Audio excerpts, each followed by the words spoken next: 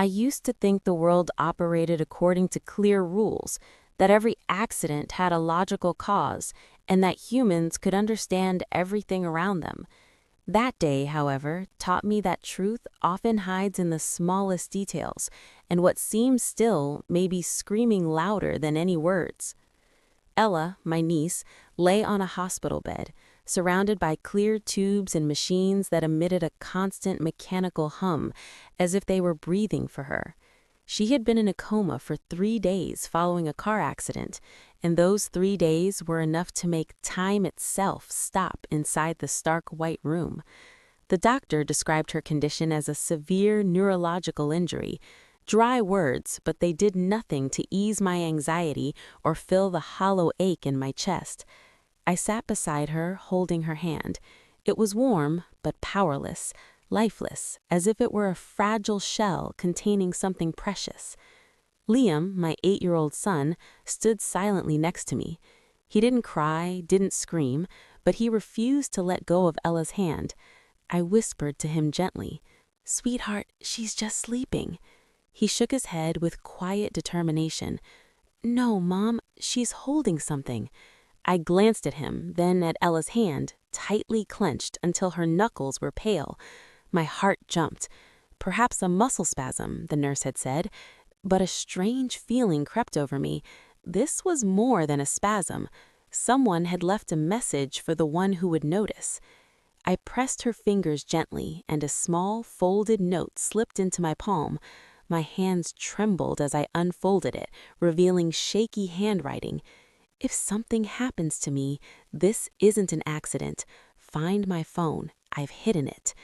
It wasn't a farewell, it was a living warning, a silent scream from someone trapped between life and death.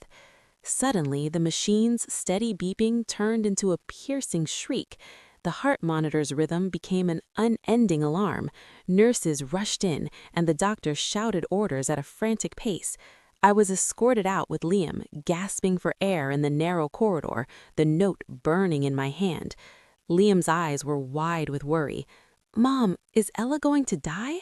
I held him close, my voice trembling. "No, Ella is strong. Pray for her."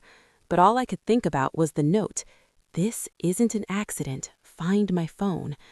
The phone had not been in her bag at the accident scene, and the police couldn't find it in the car, but Ella had hidden it somewhere only she knew. After an hour, when the doctor confirmed her condition had stabilized, I took Liam and went to her apartment, carrying a spare key I sometimes used. We searched every corner, under the bed, inside the closet, among the books, behind the furniture, but found nothing. Liam sat on the couch, staring at the large stuffed bear Ella loved. "Mom, Ella said this bear is her secret box," he said softly. Carefully, I opened the bear, and there it was, the phone, tucked into the back. I charged it quickly and unlocked it. The password was her mother's birthday. The messages were shocking. Her ex, Sam, who had left her 2 months ago, had been sending obsessive threats, filled with envy and rage. He had tampered with her car deliberately and left recorded confessions admitting he meant to harm her. He hadn't anticipated she would end up in a coma, or that the phone would become the key piece of evidence. The next day, I was at the police station with the phone and the note, recounting everything. Sam was arrested while attempting to flee the country. Relief washed over me, but unease lingered. Ella's danger was past, yet the memory of those 3 days would never leave me. 2 weeks later, Ella opened her eyes for the first time. The first face she saw was Liam, holding her hand. She smiled weakly at him. "Thank you, hero. If it weren't for you, no one would have found the note." Months passed, and Ella returned home, carrying physical scars but a spirit stronger than ever. The court sentenced Sam to a long prison term, with the phone and recordings as irrefutable evidence. One day, Ella tore the old note into tiny pieces and let them drift in the air. "This was my voice when I couldn't speak. Now my voice is heard, and I will not be afraid." Silence is no longer empty.